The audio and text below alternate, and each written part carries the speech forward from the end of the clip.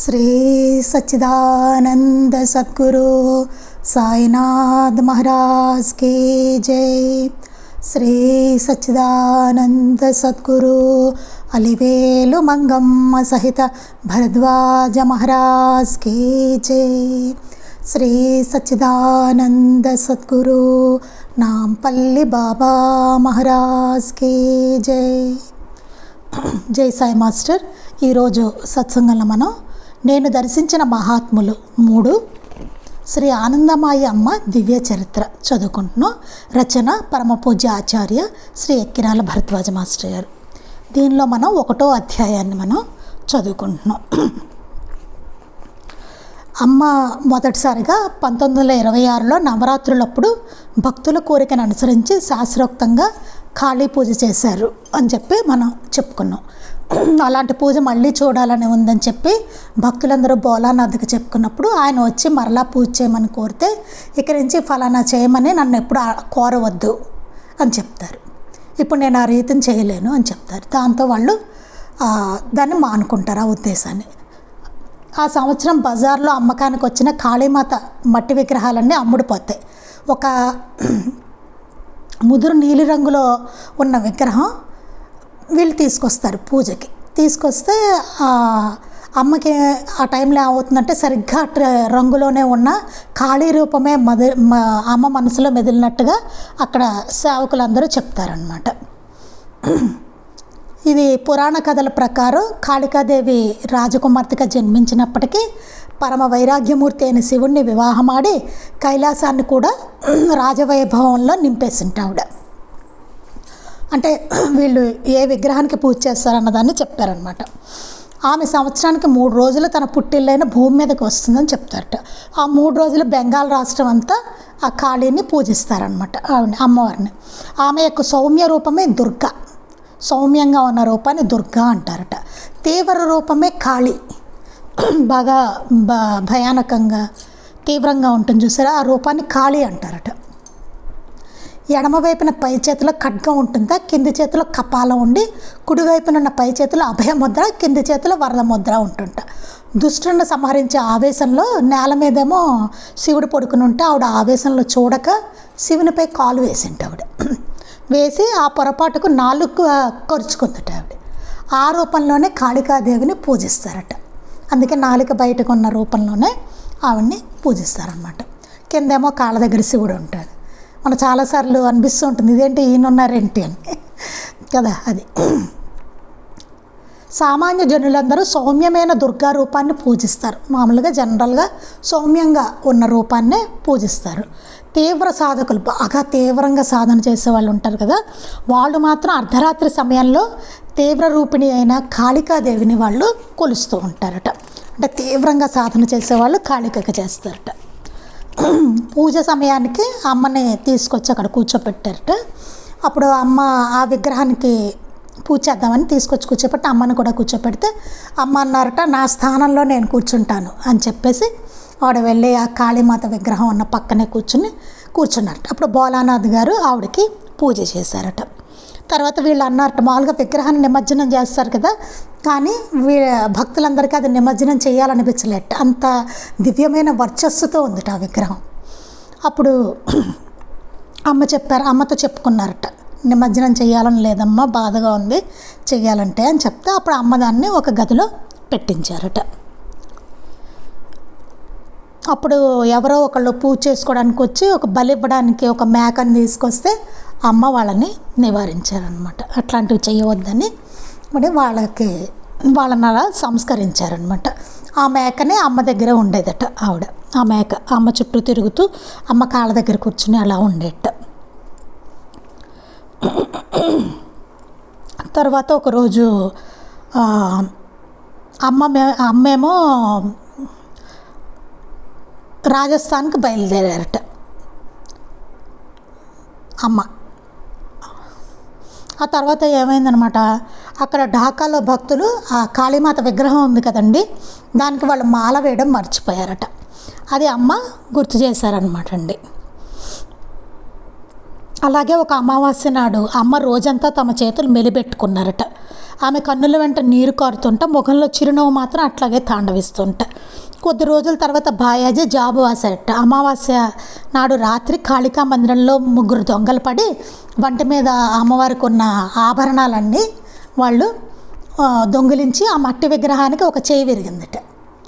విరిగిన విగ్రహం పూజించకూడదు అంటారు కదా, ఆ విషయమే అమ్మ జాబు వ్రాయించగా కాశీలోని మహోపాధ్యాయ ఆనంద తర్క చూడమణి అనే మహాపండితుడిని అడిగితే నిమజ్జనం చేయవలసిన విగ్రహాన్ని పూజలో పెట్టించినది ఒక మహాత్మురాలు గనక సామాన్యమైన ఆచారం పాటించక అమ్మ చెప్పినదే ప్రమాణంగా స్వీకరించండి అని చెప్పారట. అమ్మ ఆ విగ్రహాన్ని పూజలో ఉంచమన్నారట. కాళీమాత దర్శనానికి కులమత భేదాలు లేకుండా అందరూ వచ్చి పూజించుకునేవారట. కొంతకాలానికి ఆ విరిగిన చేయి కాస్త కింద పడిపోయింట ఆ విగ్రహానికి. అప్పుడు అమ్మతో చెప్పినప్పుడు అమ్మ ఇంకా ఆ విగ్రహానికి ఇంకా పూజలు ఆపేయండి అని చెప్పి ఆ మందిరాన్ని కూడా మూయించేశారట, ఆలయాన్ని కూడా. తర్వాత కీర్తన సత్సంగం జరగడానికి అమ్మకు ప్రత్యేకమైన ఆశ్రమం ఒకటి ఉండాలని చెప్పేసి భక్తులు అనుకున్నారట. అమ్మకైతే అవసరం లేదు, కానీ భక్తులకు కావాలి కదా, అందుకని అక్కడ పూర్వం అందరూ తపస్సు చేసుకున్న సాధకులు ఉన్న ఒక శిథిలమైన శివాలయ స్థానాలని సేకరించండి అని అమ్మ చెప్పారట. అప్పుడు ఏమైందిట, ఒకరోజు అమ్మ షాబాగ్లో అమ్మ అన్నారట, నాకు అందరి పెదవులపై ఎందుకో రక్తం కనిపిస్తుంది అన్నారట. ఆ సమయంలో ఢాకాలో తీవ్రమైన క్షయరోగంతో బాధపడుతున్న బాయాజీకి ఆ వ్యాధి తీవ్రమైపోయి నోటి వెంట అధికంగా రక్తం పడిందని తర్వాత తెలిసింట. అంతటి కష్ట సమయంలో అమ్మ తన దగ్గర లేదని చెప్పి ఆయన చాలా బాధపడుతూ ఉన్నట్టు. అప్పుడు అకస్మాత్తుగా అమ్మ అతని పడకపై కూర్చున్నట్టుగా అతనికి దర్శనమిచ్చారట. తర్వాత అమ్మ కుంభమేళాకి వెళ్ళారట హరిద్వార్లో. అక్కడ కొన్ని ప్రదేశాలను కూడా చూశారట. తర్వాత అమ్మ జన్మదినం ఏప్రిల్ 30, 1926 షాబాగ్లో భక్తులు మహావైభవంగా చేసుకున్నారట. తర్వాత అమ్మ తీవ్రమైన జబ్బుతో ఉన్న బాయాజీని చూసి రావడానికి భోలానాథ్తో కలిసి వెళ్ళారట. అప్పటికి వైద్యులు బాయాజీని మంచం మీద నుంచి తిరిగి రాకూడదు అని శాసించారట. అతను అమ్మతో చెప్పాట, అమ్మ వచ్చిన తర్వాత అమ్మ నాకు హాయిగా కొలంలో స్నానం చేయాలని ఉందని చెప్పాట. ఆమె కొలను దగ్గరలోనే ఉంది కదా, వెళ్ళి స్నానం చేసిరా అన్నట్టు. అతను స్నానం చేసి వచ్చాట. అతని ఆరోగ్యం రోజు రోజుకు బాగోపోయి 2-3 నెలల్లో లేచి తిరగసాగట. అమ్మ అతన్ని చూడడానికి వెళ్ళినప్పటి నుండి ఎందరెందరో భక్తులు అమ్మని ఇంటికి ఆహ్వానించసాగారట. అలా రావడం చూసి అందరూ అనుకున్నారట అమ్మ మళ్ళీ ఎక్కడికో వెళ్తారు, వేరే యాత్రలకి అనుకున్నారట. ఆ ప్రకారమే ఆమె భోలానాథ్ కలిసి మళ్ళీ యాత్రలకు వెళ్ళారట. అమ్మ అక్కడ కొద్ది మందితో కలిసి కొండలు గుట్టలు మధ్య కాలిబాటన అడవిలో నడుస్తుంటే అమ్మ ఒకసారి అకస్మాత్తుగా ఆగిపోయి అందరినీ ఆగిపోమన్నారట. అప్పుడు భోలానాథ్ గారు పరిగెట్టుకుంటూ వచ్చి అమ్మని చూసేసరికి అమ్మ పాదాల దగ్గర పెద్ద నాగుపాము ఉందట. అప్పుడు ఒక అతను ఇంతట్లో ఒక చిన్న కుర్రవాడు పరిగెట్టుకుంటూ వచ్చి చెప్పాట, అమ్మ ఈ వయసులో నా సోదరుడికి సర్పగండం ఉందని జ్యోతిష్యులు రాశారమ్మా, ఆ పాము కాటును మీ పైకి తీసుకుని మా అన్నను రక్షించారు కదమ్మా అన్నట్టు. అమ్మ ఏమీ మాట్లాడకుండా తిరిగి కుటీరానికి వెళ్ళిపోయారట. అప్పుడు చూస్తే వెళ్ళిన తర్వాత చూశారట కుటీరానికి వెళ్ళాక అమ్మ కాలు, ఆమె ఎడం పాదం మీద పాము కాటేసిన గుర్తులు స్పష్టంగా ఉన్నాయట. అంటే ఆ పిల్లవాడికి పాము కాటు వేసే కర్మను అమ్మ తన మీదకి తీసుకున్నారనమాట దాన్ని. ఇదే మనం లీలామృతంలో చూస్తాం కదండి, ఆ బాబు కొలిమిలో పడపోతుంటే బాబా ఇక్కడ ధునిలో చేతులు పెట్టి కాపాడతారు. ఆ బాబాకేమో చేయి కాలుతుంది, ఆ పిల్లాడికి క్షేమంగా ఉంటాడు. అంటే ఆ పిల్లవాడికి కాలిపోవాల్సిన కర్మ అనేది ఒకటి ఉందన్నమాట. ఆ కర్మని బాబా తీసుకున్నారు. ఇలాగ ఎంతోమంది కర్మల్ని బాబా ఉబ్బసంతో బాధపడేవాళ్ళు బాబా ఎంతోమంది ఆయన తీసుకుంటూ ఉండేవారు అనమాట. అలాగే ఇక్కడ అమ్మ కూడా అట్లాంటిదే మనం ఇక్కడ చూస్తున్నాం. తర్వాత ఇక్కడి నుంచి మనం చెప్పుకోవాలంటే తర్వాత అమ్మ ఢాకా వచ్చి కొద్ది రోజులుండి విద్యాకూటము, అక్కడి నుండి కేయూరు వెళ్ళారు. అక్కడ అమ్మ జన్మించిన కుటీరంలో ఒక ముస్లింల కుటుంబం ఉన్నది. అమ్మ జన్మించిన అక్కడ కుటీరంలోనే ముస్లిం కుటుంబం ఒకటి ఉన్నదట. అమ్మ ఆ కుటీరం అంతా తిరిగి చూచి తాము జన్మించిన చోట కొద్దిసేపు నిశ్చలంగా నిల్చొని చివరికి ఆ ఇంటి వారితో మీరు ఈ గది ప్రార్థనకు మాత్రమే వినియోగించుకోవడం మంచిది అని చెప్పారట. అమ్మ అక్కడికి వెళ్ళారట. ఆమె పుట్టిన ప్రదేశానికి వెళ్తే అక్కడ ముస్లిం కుటుంబం కూడా అక్కడ ఉందట. ఆ కుటీరం అంతా తిరిగి చూచారట. ఆ అమ్మ ఎక్కడైతే పుట్టారో అక్కడ కొద్దిసేపు నిశ్చలంగా నిల్చున్నారట. చివరికి ఆ ఇంట్లో ఉన్న వాళ్ళతో చెప్పారట, మీరు ఈ గది ప్రార్థన ఆవిడ ఎక్కడి నుంచి ఉన్నారో అక్కడ ఈ గదిని మీరు ప్రార్థనకు మాత్రమే వినియోగించుకోండి, వేరే కార్యక్రమాలు ఏమి ఈ గదిలో చేయొద్దు అని చెప్పారట. అమ్మ కలకత్తా వెళ్ళినప్పుడు దేశబంధు చిత్తరంజన్ దాస్ గారి కుమార్తె అపర్ణాదేవి అమ్మను దర్శించి ఒకనాడు తనకు స్వప్నంలో తెల్లని వస్త్రాలు ధరించిన స్త్రీ కనిపించి త్వరలో ఆమెకు పెద్ద ఆపద రానున్నదని హెచ్చరించిందని చెప్పింది. ఆ చెప్పినది అమ్మేనని ఆమె భావం. ఒకసారి వచ్చి చెప్పారట, ఒక తెల్లటి వస్త్రాలు ధరించి ఒక స్త్రీ నాకు చెప్పారు, ఆవిడ అన్నపూర్ణాదేవి అనే ఆవిడ వచ్చి చెప్పారట, స్వప్నంలో తెల్లని వస్త్రాలతో ఆవిడ కనిపించి నాకు చెప్పారు, పెద్ద ఆపద వస్తుందని నన్ను హెచ్చరించారు, అది మీరేనని నా భావం అని చెప్పంట. తరువాత కొద్ది రోజులకు ఎవరో భక్తులు చిత్తరంజన్ దాస్ మరియు అతని భార్య వాసంతీదేవి కలిసి తీయించుకున్న చిత్రపటం అమ్మకు చూపాడు. తర్వాత ఏమైందిట, ఈమె తల్లి తండ్రి ఉన్నారు కదా, అన్నపూర్ణ కాదండి, అపర్ణాదేవి, క్షమించండి, ఆ అపర్ణాదేవి యొక్క తల్లిదండ్రులు ఉన్నారు కదా, చిత్తరంజన్ దాస్ను అతని భార్య వాసంతీదేవిట, వాళ్ళిద్దరూ తీయించుకున్న ఒక చిత్రపటం ఒకటి అమ్మకు చూపారట. అమ్మ నోటి వెంట అప్రయత్నంగా ఈమెకు శోకము వైధవ్యము త్వరలో రానున్నాయి అన్నారు. కొద్ది రోజుల్లో అదే జరిగింది. ఆవిడ చెప్పారట, ఈమెకి శోకము వైధవ్యము వస్తుంది అని చెప్పారట. అమ్మ చెప్పినట్టుగానే ఆవిడకి వైధవ్యం వచ్చిందట, అంటే భర్త చనిపోయారట. ఢాకాలోని రాణి ప్యారీబాను ఒకసారి అమ్మ దర్శనానికి వచ్చి ఆమె చేతి ప్రసాదం తినాలని ఉందని చెప్పింది. ఢాకా రాణి ఆవిడ ఒకసారి అమ్మ దర్శనానికి వచ్చి అమ్మ చేత్తో ప్రసాదం తినాలని ఉందని చెప్పింట. అమ్మ స్వయంగా షడ్రసోపేతమైన భోజనం చేసి ఆమెకు పెట్టారు. అమ్మే స్వయంగా వండి షడ్రసోపేతమైన భోజనాన్ని ఆవిడకి పెట్టారట ఢాకా రాణికి. భక్తితో ఆమె ఆలయంలోని కాళీమాతకు తన కంఠహారం సమర్పించుకున్నది. ఇంకా ఆవిడ చాలా భక్తి కలిగి ఆవిడకి ఆలయంలో ఉన్న కాళీమాతకు ఒక కంఠాభరణాన్ని ఇచ్చింట. తరువాత ఆ కుటుంబాన్ని తీసుకుని అమ్మ ఆ తోటలోని దర్గాల దగ్గరికి వెళ్ళి ధ్యానంలో కూర్చున్నారు. తర్వాత ఈ ఢాకా రాణి ఫ్యామిలీని అంతని తీసుకుని వెళ్ళి తోటలో దర్గాలు ఉన్నాయటండి, అక్కడికి వెళ్ళి ధ్యానంలో కూర్చున్నారట. కొద్దిసేపటికి పారవస్యంలో ఆమె నోటి వెంట ఏదో వింతైన భాషా స్తోత్రాలు వంటి వాక్కులు వెలువడ్డాయి. అవి విని యువరాణి అవి ఖురాన్లోని వాక్యాలుగా గుర్తించి ఎంతో ఆశ్చర్యపోయింది. ఆవిడ ఢాకా రాణి ముస్లిం ఆవిడ అన్నమాట, ప్యారీబానుట ఆవిడ పేరు. ఆవిడని అక్కడికి తీసుకెళ్ళి ధ్యానంలో కూర్చున్నారు కదా అమ్మ. అప్పుడు కొద్దిసేపటికి అమ్మకి పారవస్యంలో నోటి వెంట ఏదో వింతైన భాష స్తోత్రాలు అవన్నీ వచ్చేసేట.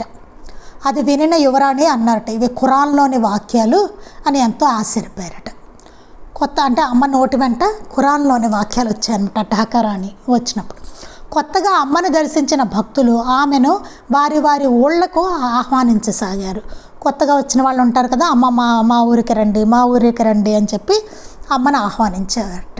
అమ్మ కామక్షయ అనే ఊరికి వెడుతూ దారిలో గౌహతి, బేషారి, ఫిరోజ్పూర్ వెళ్ళారు. ప్రతి చోట జనం తండోపతండాలుగా పుష్పమాలలు ధూపదీపాలతో అమ్మకు దారి పొడిగిన స్వాగతం చెప్పారు. ఇంకా అమ్మ ఎక్కడికి వెళ్తే అక్కడ తండోపతండాలుగా జనాలు వచ్చేసేవారట. అమ్మకి పుష్పమాలలు వేసేసేవారట, ధూపదీపాలు సమర్పించి అమ్మకు దారి పొడుగుతున్న స్వాగతం చెప్తూ ఉండేవారట భక్తులు. ఫిరోజాపూర్లో అయితే లేవలేని ఒక వృద్ధురాలు తప్ప ఆ ఊరిలో అందరూ అమ్మను దర్శించారట. ఫిరోజాపూర్ వెళ్ళారట అమ్మగారు. వెళ్ళినప్పుడు ఒక మంచం మించి పాపం లేవలేని ఒక వృద్ధురాలు ఉందట. ఆవిడ రాలేకపోయింది పాపం, ఆవిడ రాలేదు కదా, లేవలేదు కదా. మిగతా అందరూ మాత్రం అమ్మని దర్శించుకున్నారట. అప్పుడు అమ్మే ఆమె ఇంటికి వెళ్ళి దర్శనమిచ్చి వచ్చారు. ఆ వృద్ధురాలకి అమ్మే అక్కడికి వెళ్ళి ఆవిడ దగ్గరికి ఆవిడకి దర్శనం ఇచ్చి ఆశీర్వదించి వచ్చారట. ఒక్కొక్క గ్రామంలోని జనమంతా ఆమెను మేళతాళాలతో పక్క గ్రామం వరకు సాగనంపారు. ఈ ఊళ్ళోకి వచ్చారనుకోండి అమ్మ, నెక్స్ట్ ఊరికి వెడతారు కదా, ఈ ఊరి నుంచి ఆ ఊరికి వెళ్ళడానికి చక్కగా మేళతాళాలతోటి అమ్మని తీసుకెళ్ళేవారు. అలా ఎంతో వైభవంగా అమ్మని చక్కగా తీసుకెళ్తూ ఉండేవారట. అమ్మ ఢాకా తిరిగి వచ్చాక ఒకరోజు సిద్ధేశ్వరి వద్ద వేదిక మధ్యలోని కుండం యొక్క పవిత్రతను భవిష్యత్తులో కాపాడుకొనడం మీ వల్ల కాదు, జరగవలసింది జరిగి తీరవలసిందే కదా, దానిని మూసివేసి దానిపై ఎవరూ కూర్చొనకుండా గుర్తుగా ఒక వేదిక నిర్మించండి అన్నారు. భక్తులందరూ హృదయపూర్వకంగా తమ శక్తి కొద్దీ విరాళాలు ఇచ్చారు. అలా 1928లో నిర్మించిన ఆ చిన్న గదే మొదటి ఆశ్రమం. అమ్మ ఢాకాకు తిరిగి వచ్చారట. ఒకరోజు సిద్ధేశ్వరి వద్ద వేదిక మధ్యలో కుండం ఉంటుందండి, ఉండేది వేదిక మధ్యలో. ఆవిడ చెప్పారట, భవిష్యత్తులో మీరు దాని పవిత్రతను మీరు కాపాడుకోలేరు, అది మీ వల్ల కాదు, జరగవలసిన జరుగుతుంది, అందువల్ల దాన్ని మూసివేసేయండి అని చెప్పారట. దానిపై ఎవరూ కూర్చోకుండా ఒక వేదిక నిర్మించండి అని చెప్పారట. భక్తులందరూ దానికోసం, ఆ వేదిక నిర్మించడం కోసం, అది మూసివేయడానికి శక్తి కొద్దీ విరాళాలు ఇచ్చారట. ఆ చిన్న గదే అమ్మ యొక్క మొదటి ఆశ్రమం అంట. తరువాత అమ్మ గిరిడి, వింధ్యాచల్, చునార్, మీర్జాపూర్, జైపూర్, భారత్పూర్ ప్రాంతాలలో భోలానాథ్తో కలిసి పర్యటిస్తున్న కాలంలో ఢాకా రాణి గారి ఆస్తిపాస్తులన్నీ కోర్టు వారికి అప్పజెప్పవలసి వచ్చింది. ఈవిడ మళ్ళీ యాత్రలకు వెళ్ళిపోయారు అమ్మ భోలానాథ్ కలిసి. ఆ టైంలో ఏమైందట, ఢాకా రాణి గారి ఆస్తులన్నీ కోర్టు వారికి అప్పచెప్పేయాల్సి వచ్చింట. అందువలన భోలానాథ్ ప్రభృతులకు ఉద్యోగాలు పోయాయి. ఇంకేముందండి, కోర్టు వాళ్ళకి ఇచ్చేస్తే ఇంకా ఢాకా రాణి గారికి ఇంకేముంటుంది అధికారం. అప్పుడు భోలానాథ్ గారు అక్కడ ఉద్యోగం కదా ఢాకా రాణి దగ్గర, వాళ్ళందరికీ అక్కడ పనిచేసే వాళ్ళందరికీతో పాటు భోలానాథ్ గారికి కూడా ఉద్యోగం పోయింది. భక్తులందరూ షాబాగ్ ఖాళీ చేయవలసి వచ్చింది. అక్కడ ఉద్యోగాలు పోవడంతో అక్కడ ఉన్న భక్తులందరూ షాబాగ్ ఖాళీ చేసి వచ్చిందనమాట. అప్పుడు భక్తులందరూ కలిసి ఢాకాలో ఒక ఇల్లు అద్దెకు తీసుకుని కాళీమాత విగ్రహాన్ని అక్కడికి తరలించారు. అప్పుడు భక్తులందరూ కలిసి ఢాకాలో ఒక ఇల్లు తీసుకున్నారట, అద్దెకి తీసుకుని కాళీమాత విగ్రహాన్ని అక్కడికి తీసుకెళ్లారట. అమ్మ జన్మదినోత్సవం సిద్ధేశ్వరి వద్ద గదిలో ఏర్పాటు చేయాలని భక్తులు అనుకుంటుంటే అమ్మ అద్దెకు తీసుకున్న ఇంటికి వచ్చారు. భక్తులందరూ అనుకున్నట్ట సిద్ధేశ్వరి వద్ద గది అక్కడ ఏర్పాటు చేశారు కదా, అక్కడ చేద్దాం అనుకుంటుంటే అమ్మేమో అద్దెకి తీసుకున్నారు కదా ఇంటికి, అక్కడ వచ్చారట. ఢాకా రాణి గారి జమీందారీలో ఉద్యోగాలు కోల్పోయిన ఉద్యోగులతో ఆ విషయమే ఏమీ బాధపడవద్దని, అంతా మంచిగా జరిగిందని అమ్మ అన్నారు. అందరూ ఉద్యోగాలు పోయాయమ్మా అని భక్తులందరూ చెప్పుకున్నారట. చెప్పుకుంటే అప్పుడు ఏం పర్వాలేదు, అంతా మంచిగా జరిగింది, ఏమి బాధపడకండి మీరు అని చెప్పారట అమ్మ. ఆ మాట నిజమన్న సంగతి కొంతకాలానికి రుజువయ్యింది. కొంతకాలానికి ఆవిడ చెప్పింది నిజము అన్న సంగతి రుజువయ్యిందటండి. అంతా మంచిగా జరిగిందన్నది. ఆ రోజుల్లోనే బాయాజీ అమ్మను దర్శించి తాను కొద్ది మాసాల కంటే జీవించబోనని వైద్యులను నిర్ణయించారని చెప్పాడు. ఒకరోజు ఏమైందిట, బాయాజీ పాపం మళ్ళీ వచ్చాట అమ్మ దగ్గరికి. వచ్చి నేను కొద్ది నెలల కన్నా ఎక్కువ జీవించనమ్మా, నాకు డాక్టర్లు అట్లా చెప్పారు అని చెప్పాట. అమ్మ కొద్ది సంవత్సరాల వరకు అలాంటిదేమీ జరగబోదు, నీవు ఢాకాకు తిరిగి వచ్చి నీ ఉద్యోగంలో చేరు, తరువాత చూస్తాము అన్నారు. అమ్మ అన్నారట, కొద్ది సంవత్సరాల వరకు నీకు మరణం అనేది రాదు, ఏం పర్వాలా, అట్లాంటిది ఏమీ జరగదు నీకు అని చెప్పి నువ్వు మళ్ళీ ఢాకాకు తిరిగి వచ్చేసి ఉద్యోగంలో చేరు అని చెప్పారట. అతడు ఉద్యోగంలో చేరిన రోజు అమ్మ భోలానాథ్ అతన్ని ఆఫీసులో దిగపట్టు వచ్చారు. అమ్మ భోలానాథ్ స్వయంగా అతన్ని బాయాజీని ఆఫీసులో దిగపెట్టి వచ్చారటండి. మే 1928లో అమ్మ జన్మదినోత్సవం ఆరంభమైంది. తమను కోరిన ప్రతి ఒక్కరికి సాధన గురించి అమ్మ వివరంగా బోధించారు. అఖండ జపము, కీర్తన మరియు పూజలతో ఇంగ్లీషు క్యాలెండర్ ప్రకారం అమ్మ పుట్టిన తేదీ నుండి అమ్మ జన్మదిన వరకు ఉత్సవాలు జరిగాయి. ఆవిడ పుట్టిన ఇంగ్లీష్ తేదీ ఉంటుంది కదండి, అక్కడి నుంచి తిథుల ప్రకారం చేస్తారు కదా, అక్కడ వరకు ఆ రోజు వరకు ఉత్సవాలు చేశారట అమ్మ జన్మదినం సందర్భంగా. అఖండ జపము, కీర్తన, పూజలు అన్నీ చేసుకున్నారట. అమ్మేమో ఎవరికి ఏది కావాలో సాధన చక్కగా బోధించారట అమ్మ. ఉత్సవాల్లో అతి ముఖ్యమైన అంశం చివరి రోజున తెల్లవారుజామున 3 గంటలకు భక్తులు అమ్మకు పాదపూజ చేయడంతో కార్యక్రమం ముగియవలసి ఉన్నది. చివరి రోజు దేంతో కార్యక్రమం ముగుస్తుందట, అమ్మకి పాదపూజ చేయడంతో ఆ కార్యక్రమాలన్నీ ముగుస్తాయి మామూలుగా. అప్పుడు అమ్మ భావ సమాధిలో స్పృహ లేకుండా నేలపై పడి ఉన్నారు. ఆ టైంలో అమ్మ ఎలా ఉన్నారట, భావ సమాధిలో ఉన్నారట, స్పృహ లేదట, నేల మీద పడిపోయి ఉన్నారట. భక్తులు అక్కడ కూర్చొని కొందరు జపము, కొందరు కీర్తన చేస్తున్నారు. భక్తులు అక్కడ కింద కూర్చుని కొందరు జపం చేస్తున్నారట, కొందరు కీర్తనలు చేస్తున్నారట. స్వయంగా భోలానాథ్ ఆమెకు పూజ చేశారు. ఆమె భర్త భోలానాథ్ గారే ఆవిడకి అట్లా పూజ చేశారట. జన్మదినోత్సవం అయ్యాక అమ్మ భోలానాథ్తో కలిసి భక్తుల ఆహ్వానంపై బారీపాల్, విక్రమ్పూర్, మున్షీగంజ్ వెళ్ళి సెప్టెంబరు 1928లో వారణాసి చేరారు. అమ్మ అట్లా తిరుగుతూ భోలానాథ్ తోటి 1928 సంవత్సరంలో వారణాసికి వెళ్ళారట. అమ్మ భావ సమాధిలో లేనప్పుడు ప్రతి సాయంత్రం ఆరు బయట కూర్చుని భక్తుల ప్రశ్నలకు సమాధానాలు ఇస్తూ ఉండేవారు. భావ సమాధిలో ఉంటే ఆవిడేం మాట్లాడరు. ఆ భావ సమాధిలో లేని టైంలో ఆవిడ సాయంత్రం ఆరు బయట కూర్చుని భక్తులు అడిగే ప్రశ్నలన్నిటికీ సమాధానం ఇచ్చేవారట. మహామహోపాధ్యాయ గోపీనాథ్ కవిరాజ్ గారు మొదటిసారిగా అమ్మను దర్శించి ఆమె సద్గోష్ఠి విని, అద్భుతం, నేను ఇంతవరకు ఇంతటి మహత్తరమైన విషయాలు విననేనా లేదు అన్నారు. ఒక ఆయన వచ్చారట, మహామహోపాధ్యాయ గోపీనాథ్ కవిరాజ్ అనే ఆయన వచ్చి మొదటిసారిగా అమ్మను దర్శించారట. ఆవిడ సద్గోష్ఠి విన్నారట. ఆవిడ చెప్తున్నవన్నీ విని, అద్భుతం, నేను ఇంతవరకు ఇంత మహత్తరమైన విషయాలు, ఇంత గొప్ప విషయాలు నేను ఎప్పుడూ ఎవరి దగ్గర వినలేదు, చాలా అద్భుతంగా ఉంది అమ్మ చెప్పేవి అని చెప్పి అన్నారట. గొప్ప గొప్ప పండితులు ఆజన్మాంతము ఆమెకు శిష్యులయ్యారు. ఎంతో గొప్ప నాలెడ్జ్ ఉన్న పండితులు కూడా అమ్మకి వాళ్ళ జన్మంతా అమ్మకు శిష్యులైపోయారట. నిత్యము తెల్లవారుజాము నుండి జనం తండోపతండాలుగా లెక్కనేనండి పుష్పమాలలు, పండ్లు, మిఠాయిలు తీసుకుని అమ్మ దర్శనానికి వస్తూనే ఉండేవారు. ఇంకా అమ్మ వైభవం ఎట్లా పెరిగిపోయిందో చూడండి. అక్కడ తెల్లవారుజాము నుంచి అమ్మకి రోజు అనమాట ఇంకా జనం తండోపతండాలుగా వచ్చేవారటండి. లెక్కలేనని పూలమాలట, పండ్లుట, మిఠాయిలుట ఇవన్నీ తీసుకుని అమ్మ దర్శనానికి వచ్చేవారట. ఆమెకు స్నానపానాలు చేయడానికి కానీ గుడ్డలు మార్చుకోవడానికి కానీ అవకాశమే ఉండేది కాదు. అసలు ఆవిడ స్నానం చేయడానికి కానీ బట్టలు మార్చుకోవడానికి కూడా టైం లేట. అట్లా జనాలు వచ్చేసేవారట అమ్మ దగ్గరికి. రాత్రింబవళ్ళు స్వప్నంలో లాగా గడిచిపోతున్నాయి. అలా ఆ టైము రాత్రి పగలు ఎలా కలలో జరిగిపోయినట్టు జరిగిపోతున్నాయి. అలా జనవాహిని వచ్చేస్తుంది అనమాట. ఆ జనవాహిని గ్రహించాలని భోలానాథ్ ఎంతగానో ప్రయత్నించాడు. అంతమంది వచ్చేస్తుంటే మరి కాస్త కంట్రోల్ చేయాలి కదా. భోలానాథ్ చాలా ప్రయత్నించారట. అంతంత సమయం భక్తులకి ఇవ్వవద్దని అమ్మని హెచ్చరించసాగాడు. ఆయన చెప్పారట, భోలానాథ్ నువ్వు అంతంత టైం ఇచ్చేయద్దు భక్తులకి, అసలు టైమే ఉండట్లేదు అని చెప్పారట. అంటే స్నానం చేయడానికి కానీ బట్టలు మార్చుకోవడానికి ఆవిడ తినడానికి కానీ దేనికి టైం ఉండట్లేదు. నువ్వు అంతంత టైం ఇవ్వద్దు భక్తులకి, ఈ జనాలను అసలు నేను ఆపలేకపోతున్నాను, తండోపతండాలుగా వచ్చేస్తున్నారు అని చెప్పారట. అమ్మ ఆ విషయం నేను ముందుగానే హెచ్చరించాను, అప్పుడు మీరు నా మాట వినలేదు, అప్పుడు ఊరుకొని ఇప్పుడు ఈ మహాప్రవాహాన్ని వెనుకకు మరలించాలంటే సాధ్యం అవ్వదు అన్నారు. అప్పుడే చెప్పారు, అమ్మ హెచ్చరించారు, జనాలు వచ్చేస్తారని ముందు మనం చదువుకున్నాం. అప్పుడు మీకు గుర్తుందో లేదు, భోలానాథ్ని హెచ్చరిస్తారు.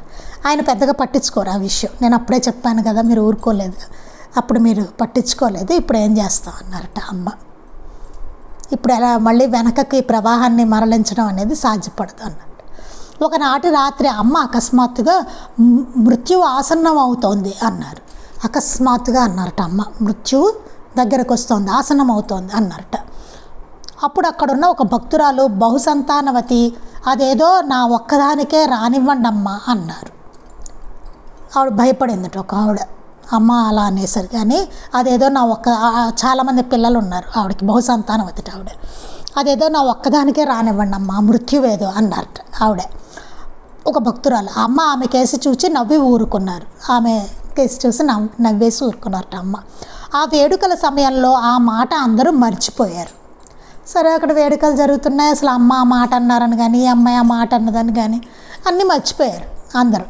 తరువాత అమ్మ కాశీ విడిచి వెళ్ళే రోజున అమ్మమ్మ గారితో, ఈరోజు పౌర్ణమి అయినప్పటికీ నాకెందుకో బంగాళదుంపలు వేసి వండిన అన్నం తినాలని ఉన్నది, కానీ మీరందరూ మాత్రం నియమంగా ఉపవాసం పాటించి తీరాలి. మిగిలిన అన్ని రోజులు మీరందరూ భోజనాలు చేస్తుంటే నేను తిన్ను గనక ఈరోజు కూడా నేను చేసినట్లు మీరంతా చేయకూడదు అన్నారు. అమ్మ కాశీ విడిచి వెళ్ళే రోజున వాళ్ళ ఆ అమ్మమ్మ గారితో అన్నారట, ఈరోజు పౌర్ణమి అయినప్పటికీ నాకెందుకో బంగాళదుంపలు వేసి వండిన అన్నం తినాలని ఉంది, కానీ మీరు మాత్రం ఉపవాస నియమాన్ని పాటించండి అని చెప్పారట. చెప్పి మిగిలిన అన్ని రోజులు నేను తినను కదా, ఈరోజు నేను తింటున్నాను, అలానే మీరు తినకండి అని చెప్పారట. నిజానికి ఒక భక్తురాలు అమ్మ కట్టి ఆహారం స్వయంగా తినిపించాలనుకున్నదట. కారణం ఏమిటి? ఆ వచ్చిన జనాల్లో ఒక భక్తురాలు బంగాళదుంపలు వేసిన వండిన అన్నాన్ని అమ్మకి తినిపించాలని అనుకుంది. అది అయినా సామాన్యంగా అమ్మ అమావాస్య పౌర్ణమి రోజుల్లో ఏమీ తినరు కనుక ఆ మాట ఆమెతో ఎవరు చెప్పలేదు. సామాన్యంగా అమ్మ తినరు, అమావాస్య పౌర్ణమిలో అమ్మ తినరట కనుక ఆవిడతో ఎవరు చెప్పలేట ఆ మాట. ఆ తర్వాత రోజు బయలుదేరి అమ్మ కలకత్తా చేరగానే వెనుక ఆ రోజున రానున్న మృత్యువేదో తనకే రావాలని కోరిన ఇల్లాలు మరణించిందన్న వార్త అందింది. అప్పుడు ఆవిడ అందు చూడండి, ఆ మృత్యువేదో నాకే రావాలమ్మా అని అందు చూసారా, ఆ ఇల్లాలు మరణించిందని తర్వాత రోజు అమ్మ కలకత్తా వెళ్ళగానే తెలిసిందిట, వార్త వచ్చింట. ఆమెకు అమ్మ ఎందు ఎనలేని భక్తి, అమ్మను విడిచి ఉండలేకపోయేది. పగలంతా వారణాసిలో జనం వస్తుండడంతో ఆమెకు అమ్మ దగ్గరుండే అవకాశమే లభించేది కాదు. కనుక ఆమె రాత్రి ఇంటి పనులన్నీ చూచుకున్నాక తనకు తోడుగా వచ్చేవారెవరూ దొరకనందువలన ఆమె మగవేషం వేసుకొని తలపాగా చుట్టుకొని చేతికర్ర పట్టుకొని అర్ధరాత్రి సమయంలో ఒంటరిగా వీధి వెంట నడిచి అమ్మ సన్నిధికి వచ్చేది. ఆవిడకి చాలా ఇష్టం, అమ్మంటే చాలా భక్తి కూడాను. అమ్మని విడిచి అసలు ఉండేది కాదు. పగలంతా జనాలు తండోపతండాలుగా వస్తారు కదా, అందువలన అమ్మ సన్నిధి లభించదు. అందుకని రాత్రిపూట్ల ఇంట్లో పనంతా చేసేసుకుని ఆవిడ రాత్రి తోడుగా వచ్చేవాళ్ళు ఎవరు దొరకనందువలన ఆమె మగవేషం వేసుకున్నట్టు, ఒక మగవాడి వేషం వేసి, రాత్రి కదండి మరి ఆడవాళ్ళు బయటికి తిరిగితే ప్రమాదం కదా, అందుకని ఆవిడ ఒక మగవాడి వేషం వేసుకొని తలపాగా చుట్టేసుకుని చేతికర్ర పట్టుకొని అర్ధరాత్రి సమయంలో ఒంటరిగా వీధి వెంట నడిచి అమ్మ సన్నిధికి వచ్చేదట. ఆమె ధైర్యము భక్తి చూసి అందరూ ఆశ్చర్యపోతుండేవారు. ఆవిడ ధైర్యము భక్తి అందరూ చూసి ఆశ్చర్యపోయేవారు. ఆవిడే మరణించిందనమాట అండి. ఒక భక్తుని ఆహ్వానం మన్నించి అమ్మ కోమిల్లా కలకత్తా వెళ్ళారు. అమ్మ ఒకసారి ఒక భక్తులు రమ్మంటే కోమిల్లా అనే ఊరు కలకత్తాను వెళ్ళారట. అక్కడ ఒక భక్తుడు అమ్మని దర్శించి, అమ్మ నేను స్వయంగా నా చేతో పండ్లు మిఠాయిలు మీకు తినిపించాలని ఉన్నది, కానీ నేనెన్నడూ ఎట్టి ఆహార నియమము పాటించని వాడిని అన్నారు. అమ్మ ఏమీ పర్వాలేదు అలానే చెయ్యి అని అతడు తినిపించిన పండ్లు తిని, నేటి నుండి నీవేమి తిన్నా ముందుగా భగవంతునికి నివేదించి తిను అన్నారు. అతడు అలా చేస్తుంటే క్రమంగా అతని వ్యసనాలన్నీ తొలగిపోయాయి. ఒకరోజు ఏమైందిట, ఒక అతను వచ్చాడు, ఒక భక్తుడు అమ్మని చూసి, అమ్మని స్వయంగా నా చేతితోటి మీకు పండ్లు మిఠాయిలు నేనే మీకు తినిపించాలని ఉంది అన్నట్టు. కానీ అమ్మ ఎక్కువ నాకు ఆహార నియమాలు పాటించాలంటే కొన్ని వ్యసనాలు ఉన్నాయన్నమాట అండి అతనికి, అందుకని ఆహార నియమాలు అవేమి నేను పాటించిన వాడినమ్మా అని చెప్పాట. అప్పుడు అమ్మ అన్నారట, ఏం పర్వాలేదు అలానే పెట్టు నాకు అని అన్నారట. సరే ఆ అమ్మకి తినిపించాడు. తినిపించిన తర్వాత అమ్మ ఏం చెప్పారట, ఇవాళ నుంచి నీవేమి తిన్నా ముందు భగవంతుడికి నివేదించి తర్వాత తింటూ ఉండు అని చెప్పారట. అతను అలానే చేశాట. చేయడంతో అతనుకున్న వ్యసనాలన్నీ తొలగిపోయాట, అతనుకున్న చెడ్డ వ్యసనాలన్నీ తొలగిపోయాట. అలానే ఒకరోజు నిరంజన్ రాయ్ అనే భక్తుని భార్య జబ్బుతో మృత్యుముఖంలో ఉన్నది.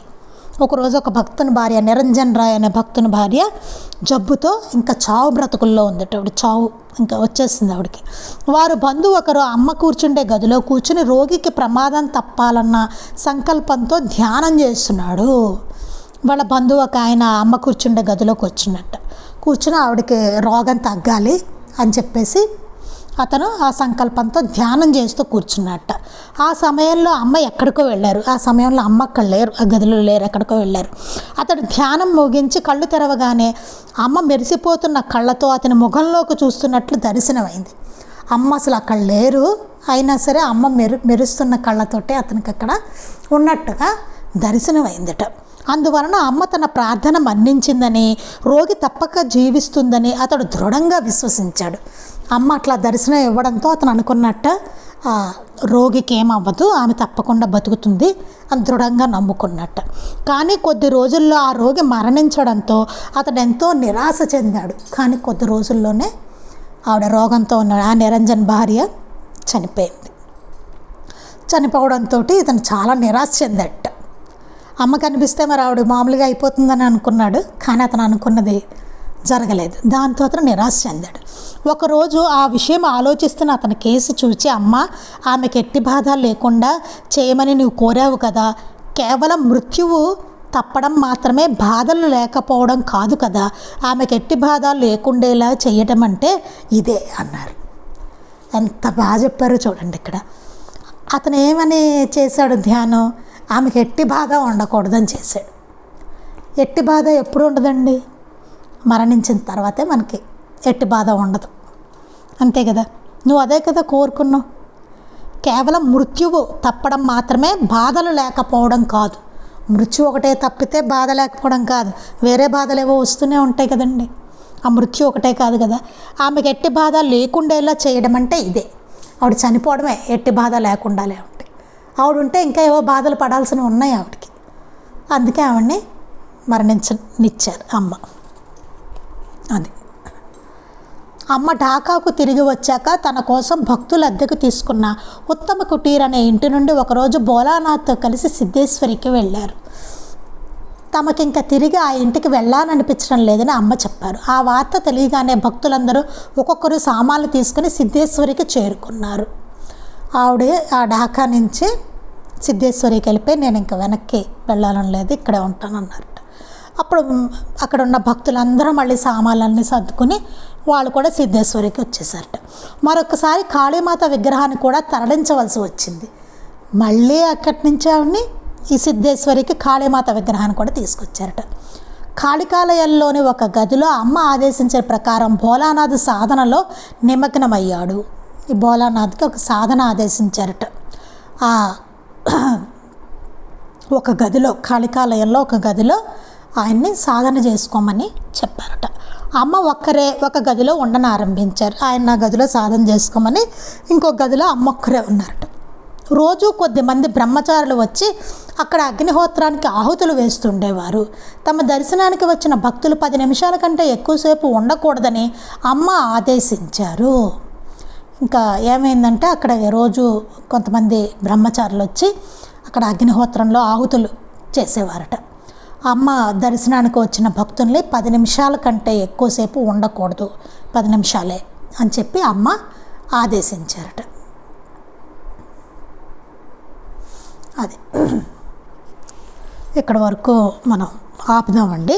రేపు ఇంకా మిగిలింది మనం చెప్పుకుందాం. ఇంకా ఏం జరిగాయి, ఏం మార్పులు జరిగాయి అనేది. అంతకుముందు అమ్మ బాగా అందరికీ చాలా టైం ఇచ్చేసేవారు. తర్వాత అమ్మ 10 నిమిషాల కంటే ఎక్కువ ఉండకూడదు భక్తులు అని చెప్పి ఆవిడ ఆదేశించారనమాట. రేపు ఇంకా ఏంటన్నది రేపు చదువుకుందాం. శ్రీ సచ్చిదానంద సద్గురు సాయినాథ్ మహారాజ్ కీ జై. శ్రీ సచ్చిదానంద సద్గురు అలివేలు మంగమ్మ సహిత భరద్వాజ మహారాజ్ కీ జై. శ్రీ సచ్చిదానంద సద్గురు నాంపల్లి బాబా మహారాజ్ కీ జై. గురుదేవ దత్త అవధూత చింతన. లోకా సమస్తాః సుఖినో భవంతు. లోకా సమస్తాః సుఖినో భవంతు. లోకా సమస్తాః సుఖినో భవంతు. జై సాయి మాస్టర్.